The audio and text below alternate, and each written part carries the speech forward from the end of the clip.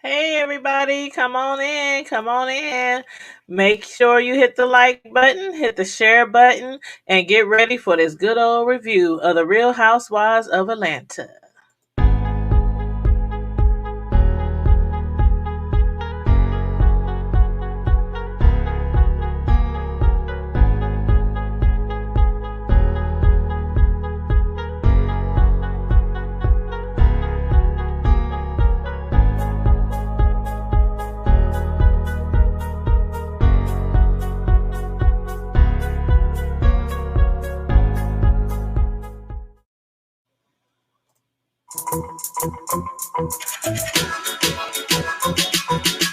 You don't need Netflix, you don't need cable. Hop on YouTube, welcome to the hood table. Where we chop up local and global events vocally. You don't really wanna miss out on these conversations. Just joke a little, laugh a little. Get that wine in your system, fill your glass a little. Expose current events, talk trash a little. You never know, these opinions might clash a little. They addicted to the content, got them binge watching. You don't like it, then you want invited. Bet your friends watching in the house and in your job parking lot before you clocking. They don't wanna miss a second of this HT content. Everybody think they got something to say, so it's an open invitation, bring it to the table. But if you come whack, just know we ain't buying in. We gon' probably turn your back and say sorry, try again. Yeah, welcome to the hood table. You don't need Netflix, you don't need cable. Yeah, welcome to the hood table. You don't need Netflix, you don't need cable.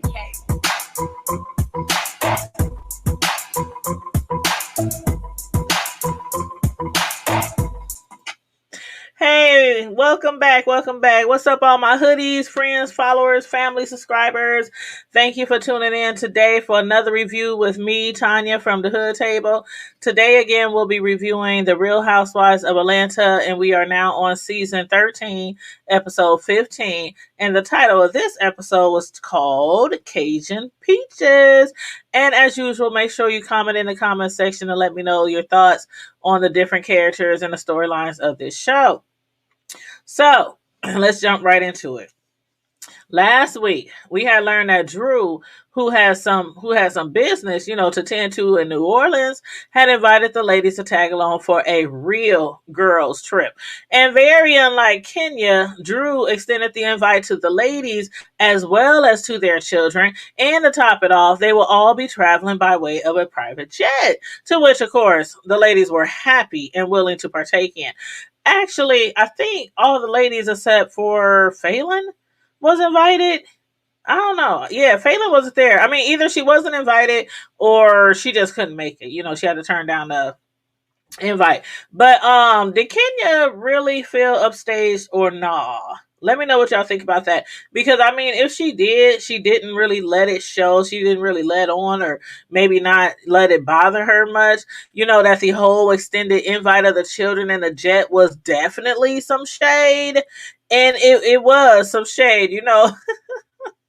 Nobody was feeling the fact that they had to leave all their kids at home, and Kenya got to bring her baby and a nanny and fly in a jet and everything, on their last girls trip. So if she didn't realize the shade already, she had to have known that being assigned the smallest room, even though she has her daughter with her, was most definitely payback from the last trip.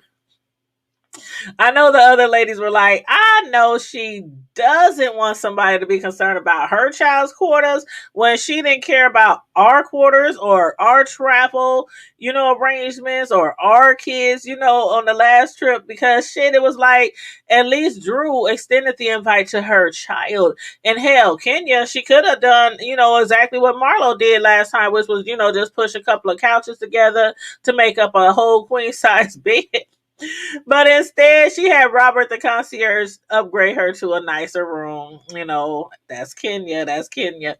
But enough about Kenya for now. What the hell was up with LaToya? I had thought she had enough of acting a complete fool at Phelan's Halloween party. Now she's having a temper tantrum at a dinner later that evening, even calling Drew a bitch. Now, Drew, who had earlier thought that she had finally found a friend in LaToya, was totally confused at her behavior, because from what Drew was saying, Toya had admitted to wanting to give up drinking. And evidently, after arguing with Drew at the night niece party, Toya decided to attend a church revival at the suggestion of Drew's driver. So when Drew saw Toya, acting a complete drunken fool at Phelan's party, after seeing her in church, she probably realized that it might be AA, not church, or maybe both, that Toya really needs. Something has got to give. But in any case, Toya denies to having a drinking problem, claiming that she only turns up with the ladies to keep up with them. So, is what she's saying that the ladies are peer pressuring her grown ass into drinking? Really? I got friends and family who smoke, and I don't mean cigarettes. I think almost everyone I hang around with, almost, not everyone, but a lot of the people I hang around with smoke some bushes, but I don't. I just feel like we all get to a certain age where we shouldn't allow nobody to be able to peer pressure us into doing anything that we don't want. In other words, it's obvious that Toya hasn't gotten to that point yet. But anyway, do you feel, or do you really feel like Drew was bullying Toya? For Toya to want to jump up in the middle of dinner and just bounce. And even if she was, who the hell is Kenya to call somebody else a bully? Like, what's that thing that they be saying about glass houses and rocks? Kenya ain't got no rights to be calling somebody else a bully when she's a whole bully herself. Nor does she have any right giving somebody else some advice. At least not the advice she was giving Toya. Like, she was telling her basically to watch who she shares her business with. And I was like, Kenya, bitch, are you so serious right now? Like, ever since the bachelorette party with Bolo, she's been prying into everybody's business. Kenya has been digging and digging, trying to find out who did what exactly with Bolo. And not only that, but she also leaked it to the blogs. Who else would have done it? And then she got the nerves to tell somebody else to be careful who they share their business with. So if anything, I feel like she needs to learn how to mind her own damn business for once. Okay. But moving right along, later that night, some of the ladies met up in Drew's room for some late night cocktails. And over drinks, Shamia says to Portia, well, since we are addressing things, let's address your friend Marlo. And I was like, here we go again with this Bolo situation. And I actually don't think that Portia really wanted to address it. But she couldn't help but feeling like it was a coincidence that, it was not a coincidence, I should say, that Kenya and Marlo became friends again that night. The same night when Kenya called herself accusing Portia and Tanya of having a sex party with Bolo. Next thing you know, Portia, she starts crying, she's tearing up from thinking that Marlo's friendship to her might not be so genuine anymore. But we'll get back to Marlo later. In the meantime, the next morning, Drew heads for her interview while the other ladies take up a Zydeco dance class. But why was I so mad at Candy, who was thinking that she doesn't have enough jiggle back there for that dance routine? Yo, Candy got just as much ass, if not more, than the rest of them ladies. Not only that, but she was also in a whole successful R&B group that often danced during performances. But you can't even make your booty shake. Not even a little bit. You ain't got no jiggle. She was slapping her butt. See, it don't move. See, it don't move. You gotta make it move, Candy. Okay? But anywho. While the other ladies were shaking and twerking and bouncing and booty clapping, Candy was being a whole wallflower. She was just standing up there against the wall looking crazy the entire time without even trying. She wasn't even trying. Now, sometimes, y'all, I ain't even gonna lie. Sometimes I can't get my booty to twerk, but when I work at it really, really well, I can get that thing just to... Okay, so you have to work at it. But yeah, I was like, why you ain't twerking, Candy? Is it because the last time y'all was twerking, several names got tossed around regarding those Bolo allegations? I I don't know. But after class, Portia pulled Marlo to the side to question her about how she's been moving.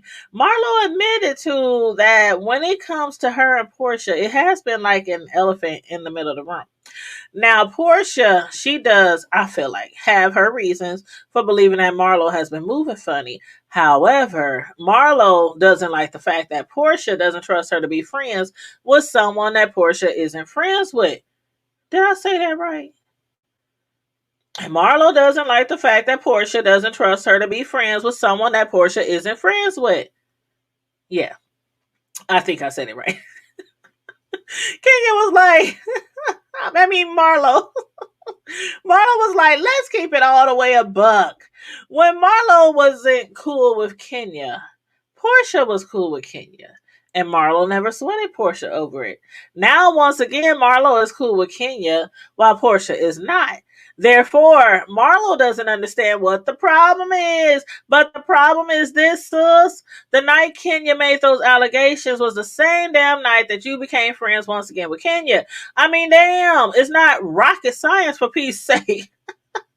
I mean, come on now. You got this. You got this. Okay. But then, to make Marlo look even more suspect, she even asked Portia, was everything that Kenya said false? As if Portia was about to say, no, it was all true. We all lied and we all screwed around with Bolo's Bolo because YOLO, you only live once. But in the end, they hugged it out, feeling like they, both had come to some type of understanding with each other. Meanwhile, Nosy Rosie Kenya was stirring up some more shit back on the bus because she feels as if Shamia has been nothing more than a little lapdog to Portia. And I was like, for someone who can barely keep a doggone friend herself, how many times is Kenya going to try to come in between somebody else's friendship? Okay. So I really hope Shamia doesn't feed into the bullshit. I mean, because just because you are willing to keep a secret for a friend doesn't make you a lapdog, right? I don't know. I think Portia and Shamia have a genuine friendship. I mean, am I reading it wrong? Y'all let me know. Let me know what y'all thought about that. Because I swear, Kenya, come hell or high water, is not going to stop investigating until she finds out exactly what happened during the wee hours of Cynthia's bachelorette party. But that's all I got on this episode, y'all. Y'all make sure, if you didn't already like the video, please like the video, share the video, subscribe to the Hood Table, and don't forget to follow us on Twitter, IG, Facebook, and the hoodtable.com. And we will be live tonight at 8 p.m. 8 p.m. Central Time. We'll be live tonight because the Hood Table, is going to discuss Lil Nas X's new video. Y'all know what video we talking about, okay? So make sure you guys join us tonight so you can voice your opinions or your thoughts on the video along with the Hood Table. Thank you so very much. And in the meantime and in between time, stay safe, be blessed, remain vigilant, and always, always, always keep it hood.